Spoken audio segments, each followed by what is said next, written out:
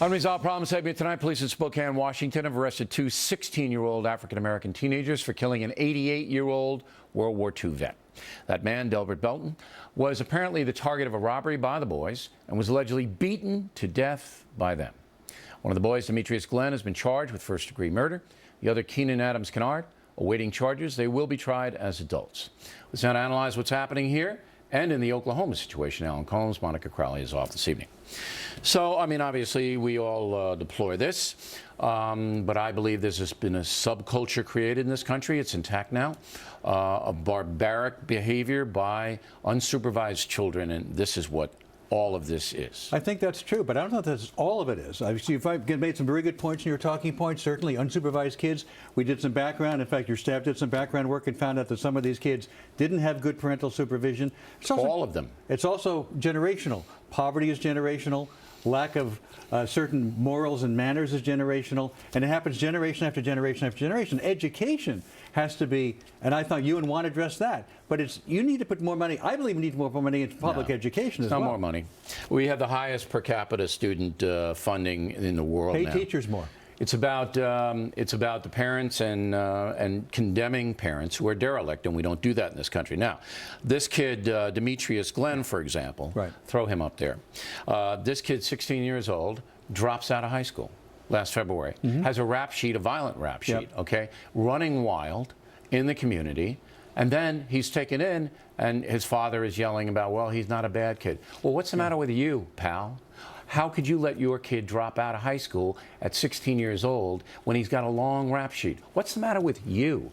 Now, how many black leaders are saying that? All right. Who's saying that beside me? Look, it's good. I know you've been on Sharpton lately. Thank goodness for people like Sharpton and Jackson for blacks to go to when they don't have a power establishment that really supports them. So boring, Colmes. I'll tell you, if you're not convinced by this time that these guys are not doing what they should do to lead these people out of poverty. But I'm saying that there is a white power establishment that does not the black establishment does not relate to. You know what? The white power establishment in this city, New York City, is trying to protect minority citizens. They're trying to protect them by heavy-duty policing in the high-crime districts. And you know what their reward is? All right, being called racist. You know what happened? Okay? You talked about Martin Luther King earlier. He would be appalled by stop and frisk. He'd be appalled by what the Supreme Court did in terms of putting a I'm not so sure casting about asunder part of the Voting Rights Act. I'm not so sure whether Martin Luther King would oppose showing an identification to vote. I'm not so sure that he would. That's unnecessary, and it's done totally to get Republicans. That's your opinion, but I think it is necessary. They have it in Canada, certainly not a conservative nation. And if you can get to the poll to vote, you can get to the motor vehicle viewer to get an ID. They make it extremely difficult. All right, but let's get back to these kids. Do you agree with me that there is now a subculture in place of thousands of children who don't value human life and have no feeling for others? And by the way, on all you agree races, with that? and it's poverty-driven for the most part. Well, it's poverty-driven. It's true. It's mostly in those precincts, although there are sociopaths in the middle class and upper class. But the reason that people are poor, and you say it's generational, is because they make the same mistakes generation after generation. Right. Addiction, dropout, failing to grasp what the country is all about. You have to work hard to succeed. That's what you have to do here. You have to be honest and work hard, not to be dependent and looking for handouts. And you're absolutely right when you say it's got to be black leaders need to get that message on. And they're not. Because they're not going to listen to white guys. They're going to listen to people. Absolutely right. They're not going to listen to me, all right? Although what I'm telling them would help them immeasurably if they did. But they don't want to hear it from you. Well, that's their fault. Now, Syria, we have a minute left. What would you, if you were advising President Obama, which might happen, Colmes, you might get the call to do that. You're loopy enough to go into that White House. Thanks so much. I appreciate the compliment. Right. What would you tell him?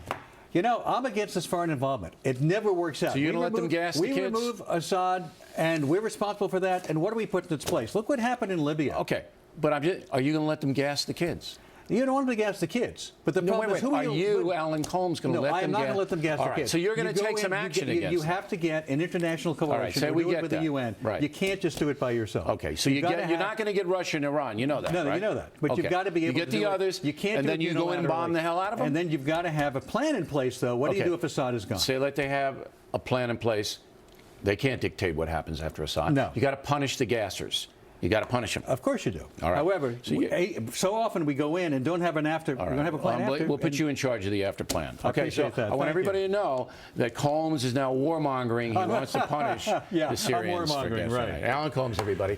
We come right back. Bernie Goldberg on How the Network News.